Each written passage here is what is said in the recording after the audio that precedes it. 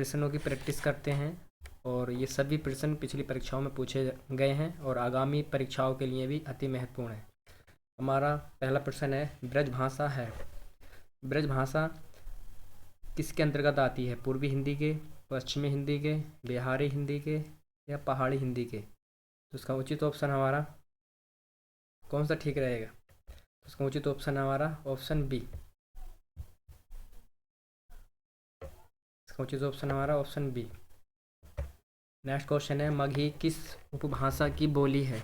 मगही किस उपभाषा की बोली है? राजस्थानी की, पश्चिमी हिंदी की, पूर्वी हिंदी की या बिहारी की? तो इसका उचित ऑप्शन है हमारा ऑप्शन सी। मगही जो है ऑप्शन डी बिहारी के भाषा के अंतर्गत आती है, ऑप्शन डी। हमारा नेक्स्ट क्वेश्चन है,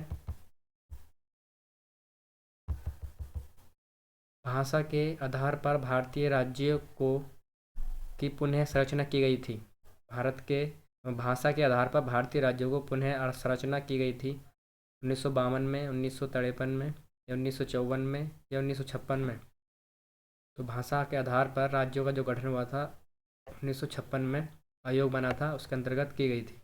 हमारा नेक्स्ट क्वेश्चन है, किस तिथि को हिंदी को राजभाषा बनाने का निर्णय लिया गया?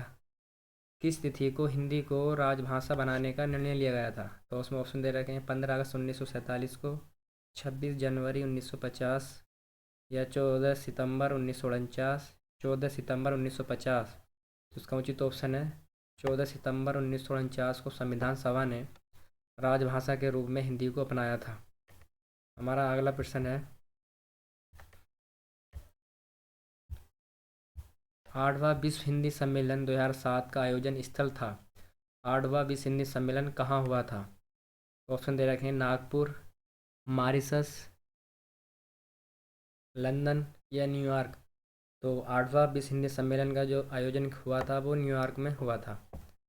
हमारा अगला प्रश्न है, मौखिक भाषा की आधारभूत इकाई क्या है? मौखिक भाषा की आधारभूत इकाई क्या है?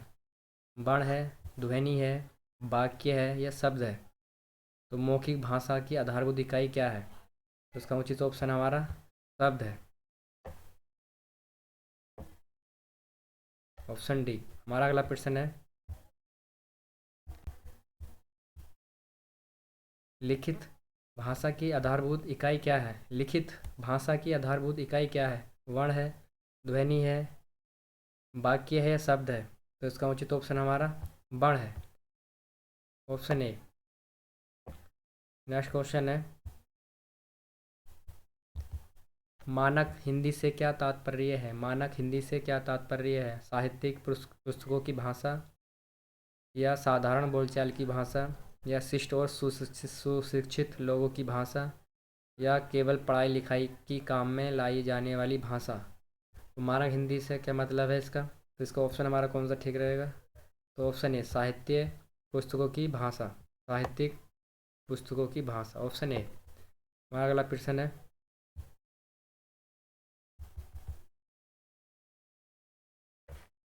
हिंदी पुस्तक में किस पुस्तक में हिंदी का सर्वप्रथम उल्लेख हुआ? किस पुस्तक में हिंदी का सर्वप्रथम उल्लेख हुआ? महाभारत में, रामचरितमानस में, ऋग्वेद में या वेस्ता में? तो उसका उचित ऑप्शन हमारा कौन सा है?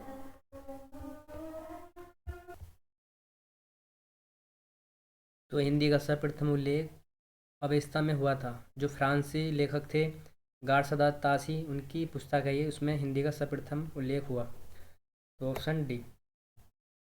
हमारा अगला प्रश्न है, अपभ्रंश का दूसरा नाम बताएं। अपभ्रंश का दूसरा नाम क्या है? अवट है, देसी है, लोक भाषा है या पैशाची भाषा है? तो इसका उचित ऑप्शन हमारा अवट। अपभ्रंश को अवट भी कहते हैं, ऑप्शन ए। हमारा अगला प्रश्न है, प्रथम विश्व हिंदी सम्मेलन नागपुर भारत में कब आयोजित किया गया था? प्रथम विश्व हिंदी सम्मेलन नागपुर में हुआ था। तो 10 से 12 जनवरी 1975, 10 से 15 जनवरी 1975 या 10 से 14 जनवरी 1975 या 10 से 18 जनवरी 1975? तो इसका उचित ऑप्शन है 10 से 14 जनवरी 1975। 10 जनवरी 1975 को पहला प्रथम सम्मेलन हुआ था हिंदी का नागपुर में 10 जनवरी को ही विश्व हिंदी दिवस के रूप में मनाया जाता है। हमारा अगला प्रश्न है, अपभ्रंश को पुरानी हिंदी किसने कहा? अपभ्रंश को पुरानी हिंदी किसने कहा? जायसी ने, अमीर खुसरो ने, विद्यापति ने या चंद्रधर शर्मा गुलेरी ने? तो इसका उचित ऑप्शन हमारा कौन सा है? तो ऑप्शन डी, अपभ्रंश को पुरानी हिंदी चंद्रधर शर्मा गुलेरी ने कहा था। हमारा अगला प्रश्न है, भाषा की सबसे बड़ी इकाई क्या है? भाषा की सबसे बड़ी इकाई क्या है? वाक्य है, ध्वनि है, शब्द है या अर्थ है? तो भाषा की सबसे बड़ी इकाई वाक्य है, ऑप्शन ए।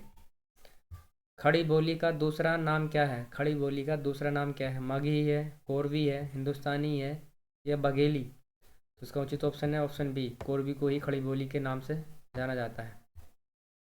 हमारा अगला प्रश्न है, भाषा का प्राचीन रूप किस ग्रंथ में मिलता है? भाषा का प्राचीन रूप किस ग्रंथ में मिलता है? सामवेद, अथर्ववेद, ऋग्वेद या उपनिषद? तो इसका उचित ऑप्शन हमारा ऋग्वेद में मिलता है। हमारा नेक्स्ट चैप्टर का पहला प्रश्न है, छह त्रय और ज्ञ वर्ण है, संयुक्त व्यंजन है या ऊष्म व्यंजन है? तो इसका उचित ऑप्शन हमारा कौन सा है? ये संयुक्त व्यंजन है। संयुक्त व्यंजन की संख्या 4 होती है। हमारा नेक्स्ट क्वेश्चन है, निम्नलिखित में अयोगवाह किसे कहा गया है? निम्नलिखित में अयोगवाह किसे कहा गया है? संयुक्त व्यंजन को, विसर्ग को, घोष को या महाप्राण को? तो विसर्ग को अयोगवाह कहा गया है। अयोगवाह दो होते हैं, अहं और आह। विसर्ग को ही आह कहा जाता है। पा और बा किस प्रकार के वर्ण हैं? पा और बा किस प्रकार के वर्ण हैं? दंतीय, ओष्ठीय है, मूर्धन्य है, तालव्य है या कंठ ओष्ठीय है? तो कौन सा है इसमें उचित ऑप्शन हमारा? दंत ओष्ठीय। पा और बा दंत ओष्ठीय है। वैसे ओष्ठीय कहा जाता है, लेकिन ऑप्शन के अनुसार हमें दंत ओष्ठीय ही उचित रहेगा। बाकी पा वर्ग के सभी वर्ण जो है ओष्ठीय कहलाते हैं। हमारा अगला प्रश्न है,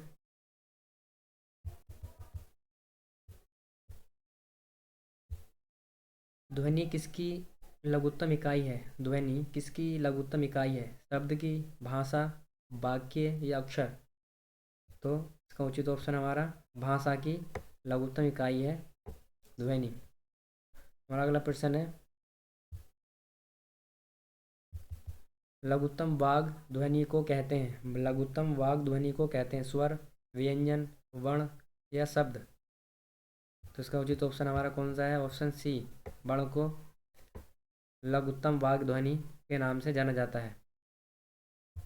अगला प्रश्न है, वर्णमाला में मात्रा का अर्थ है? वर्णमाला में मात्रा का अर्थ है, तो हमारा कौन सा ऑप्शन ठीक रहेगा? वर्ण की मात्राएं, वर्ण के उच्चारण में लगने वाला समय या ध्वनि का परिमाण या वर्णों का क्रम? तो इसका उचित ऑप्शन है वर्णों के उच्चारण में लगने वाले समय को ही मात्रा कहते हैं। मात्राएं दो प्रकार की होती हैं, लघु मात्रा और दीर्घ मात्रा।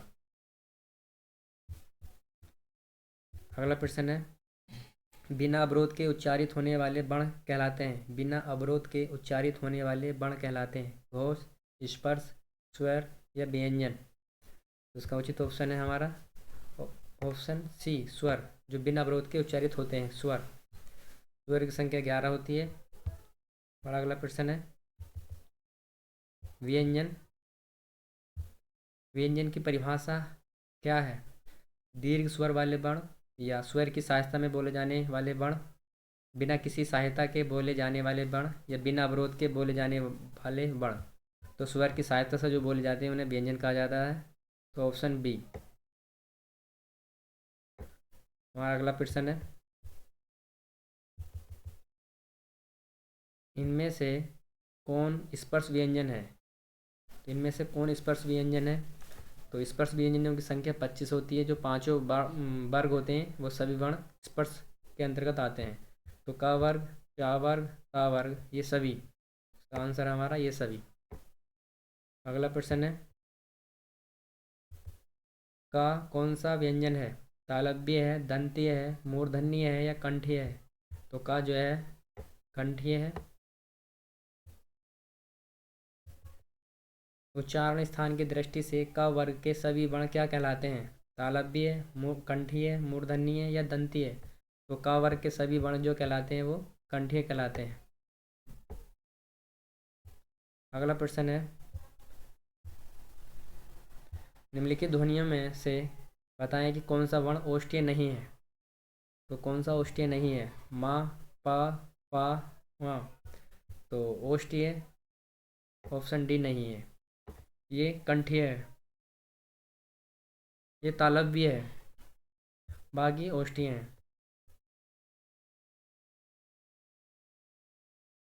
हमारा अगला प्रश्न है, निम्नलिखित वर्णों में कौन सा मूर्धन्य है। तो मूर्धन्य कौन सा वर्ण है, पहचानना है। च है, ज है, टा है या झा है। तो इसका उचित ऑप्शन हमारा टा। टा वर्ग में जितने भी वर्ण आते हैं 5, वह मूर्धन्य के अंतर्गत आते हैं। अगला प्रश्न है, व्यंजनों में बताएं कौन सा वर्ण महाप्राण है। तो व्यंजनों में बताएं कौन सा वर्ण महाप्राण है। तो अल्पप्राण होता है प्रत्येक वर्ग का पहला, तीसरा और पांचवा वर्ण। महाप्राण होता है दूसरा और चौथा वर्ण प्रत्येक वर्ग का। तो का ये पहला वर्ण है, गा ये तीसरा वर्ण है, डा ये पांचवा वर्ण है। तो ये तीनों अल्प प्राण है, एक ही वर्ग के हैं, और खा ये दूसरा और चौथा महाप्राण होता है। तो इसका उचित ऑप्शन हमारा डी है, हाँ। अगला प्रश्न, अगला प्रश्न है, निम्नलिखित में संयुक्त व्यंजन कौन से हैं। तो संयुक्त व्यंजन हमारे 4 होते हैं। ऑप्शन ए यार अलावा, ऑप्शन बी सा सा सा हा, ऑप्शन सी त्रय जय और ज्ञ, ऑप्शन बी डी पा भा भा भा। तो इसका उचित ऑप्शन हमारा ऑप्शन सी है। अगला प्रश्न है, निम्नलिखित में कौन सा वर्ण नाशकीय है। कौन सा वर्ण नाशकीय है? Option A, option B, option C या ऑप्शन डी। तो इसका उचित ऑप्शन हमारा कौन सा है? ऑप्शन ए, ये नाशकीय, क्योंकि पांचवें वर्ण जितने भी होते हैं वो नाशकीय होते हैं। हमारा अगला प्रश्न है,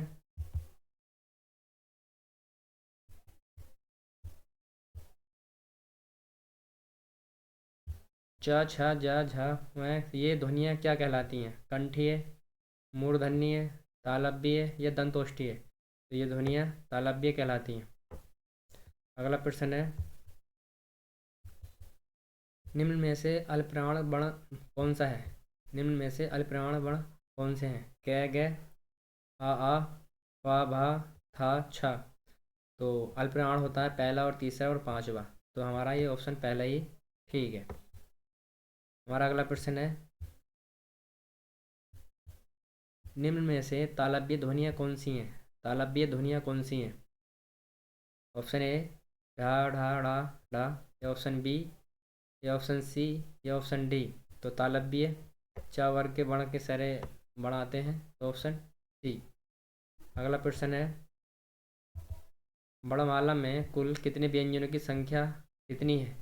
वर्णमाला में कुल व्यंजनों की संख्या कितनी है? 11 है, 45 है, 33 है या 50 है। तो व्यंजनों की संख्या 33 है और स्वरों की संख्या 11 है। अगला प्रश्न है, निम्न में से घोष वर्ण कौन सा है? तो नाद के आधार पर दो वर्गों में बांटा गया है, अघोष और घोष। तो हमें घोष वर्ण देखना कौन सा है। तो वर्ग के पहला और दूसरा वर्ण अघोष कहलाता है, तीसरा चौथा पांचवा वर्ण सघोष कहलाता है, जिसे घोष भी कहते हैं। तो च ये पहला वर्ण है, और ये है ये स्पर्श व्यंजन है, ये संघर्षी। ख और था, तो उसका उचित ऑप्शन हमारा कौन सा होगा? यही होगा, बाकी हमारे ये घोष के अंतर्गत आते हैं। नहीं, गलत है हमारा ये। इसका ऑप्शन हमारा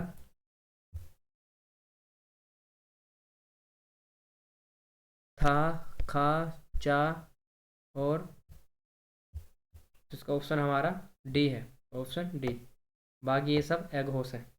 हमारा अगला प्रश्न है, हिंदी वर्णमाला में मूल स्वर कितने हैं?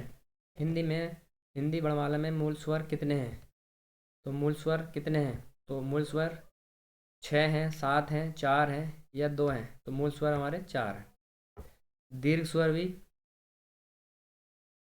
दीर्घ स्वर भी 4 हैं, दीर्घ स्वर 3 है, मूल स्वर 4 है। और संयुक्त स्वर भी 4 है, तो इस तरह से 11 हमारे स्वर हो जाते हैं। मूल स्वर 4, दीर्घ स्वर 3 और संयुक्त स्वर 4, इस तरह 11 हो जाते हैं। हमारा अगला प्रश्न है, निम्न में से महाप्राण वर्ण कौन से हैं? महाप्राण, option A, option B, option C या ऑप्शन डी। तो कौन सा उचित ऑप्शन है हमारा? ऑप्शन ए, ये महाप्राण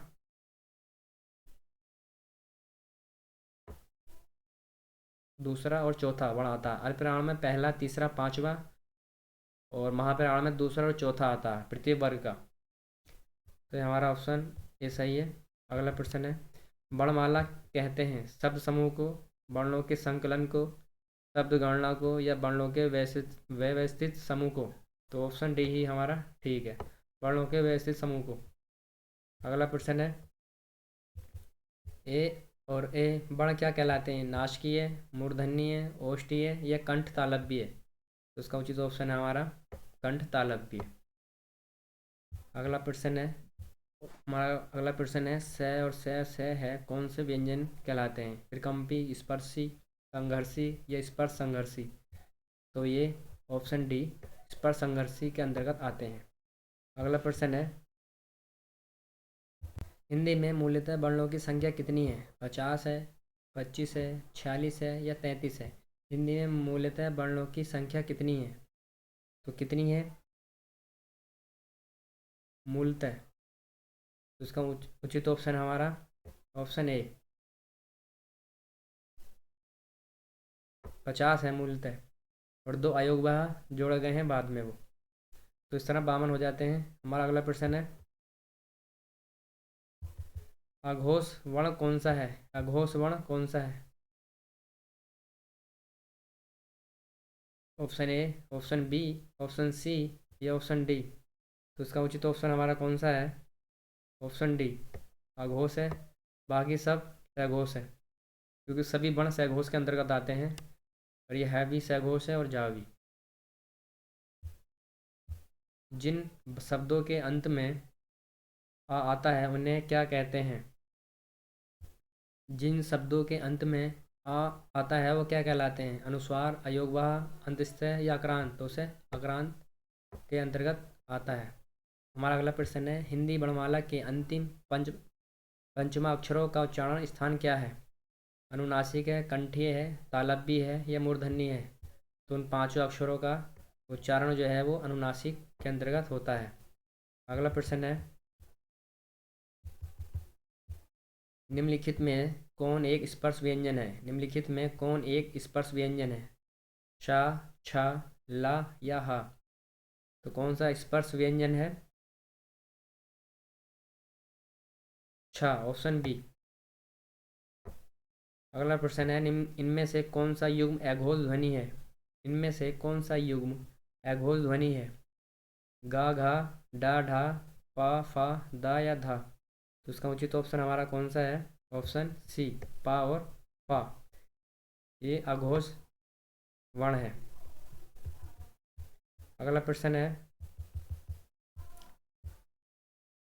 6 वर्ण किसके योग से बना है? 6 वर्ण किसके योग से बना है? कै और श, कै हलन च, कै हलन छ या कै हलन स? तो इसका ऑप्शन हमारा ऑप्शन ए है, कै हलन छ के योग से बना है। निम्नलिखित में से कौन सा स्वर नहीं है? ऑप्शन ए आ स्वर है, उ स्वर है, ए स्वर है, वहाँ जो है ये व्यंजन है। अगला प्रश्न है, हिंदी भाषा में वे कौन सी ध्वनियाँ हैं जो स्वतंत्र रूप से बोली या लिखी जाती हैं? हिंदी भाषा में वो कौन सी ध्वनियाँ हैं जो स्वतंत्र रूप से बोली या लिखी जाती हैं? स्वर हैं, व्यंजन हैं, वर्ण हैं या अक्षर हैं? तो वो स्वर हैं जो स्वतंत्र रूप से बोली जाती है, व्यंजन जो है स्वरों की सहायता से बोली जाते हैं। अगला प्रश्न है, निम्नलिखित में कौन एक संयुक्त व्यंजन नहीं है? निम्नलिखित में कौन एक संयुक्त व्यंजन नहीं है? Option A, option B, option C या ऑप्शन डी? तो ऑप्शन बी संयुक्त व्यंजन नहीं है, ऊष्मी व्यंजन है, बाकी तीनों संयुक्त व्यंजन है। छा ध्वनि उच्चारण स्थान क्या है? दंतीय है, ओष्ठीय है, तालव्य है या नासिकीय है? तो छा का जो उचित उच्चारण स्थान है वह तालव्य है। अगला प्रश्न है,